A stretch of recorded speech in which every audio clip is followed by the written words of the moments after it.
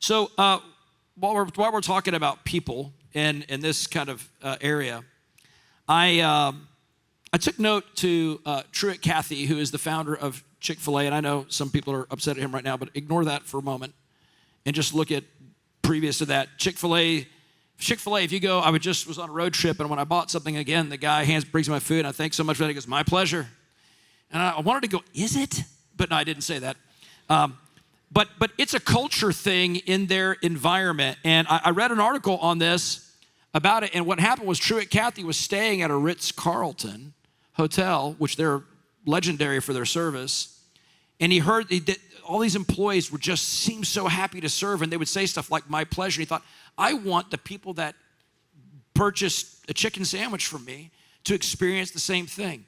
And he appropriated what another business was doing, brought it into his culture, shared how it made him feel at a thing. What if we made others feel that way? He doesn't even technically require it. It's so a part of the culture now that the people just want to do it. And they tell his story. It's usually how it gets inculcated into the culture. My point is if you see something good happening somewhere else, you can apply it to your life. You could be a person who, maybe you wash you clean windows for a living, and the way you treat that person and make them feel like it was actually a pleasure to serve them is going to go miles in what they experience. So here's the thing. Truett Cathy isn't the one ultimately impacting people. His people are impacting people. They're the ones that are meeting the grassroots connections. And so I wanted to ask these men here, how important are your employees and contractors to making an impact on people? And what advice would you offer anyone who wants to be successful in the marketplace? So how important are your employees and contractors to making a difference in the people you serve? I mean, obviously, they're extremely important. One thing as a Christian, because not everybody that works for you is a Christian. Come on. So, yeah, we're going to change that, right? But over time. The employees are the face of the business. At the end of the day, it's who your customers see. It's who they have to deal with. And in that transaction, so my job is to make sure that they understand what I want to get across to the customer, how they are to be treated, so on and so forth. And that culture tends to spread throughout the dealership. We've had so many people that walk through our doors and they just said, there's something different about this dealership. We feel it, there's no pressure.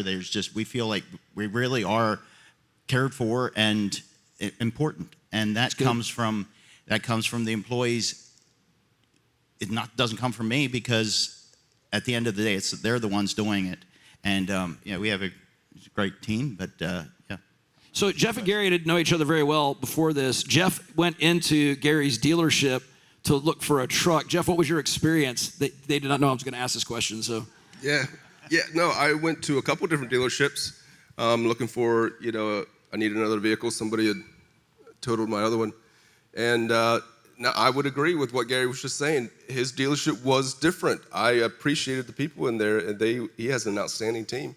And I would agree with that. I would say that same thing, that this dealership did feel different to me than the others, and it is the one that I will go back to again when the time comes.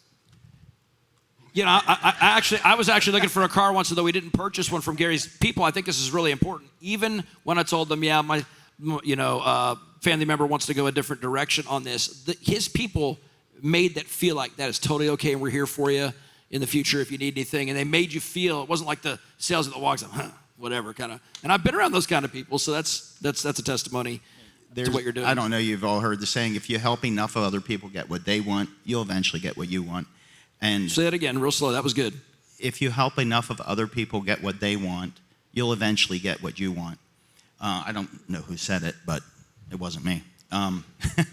But in other words, serve others first, 100%, and then you'll reap that's where I was going with it. Yeah, exactly. What is best for the customer?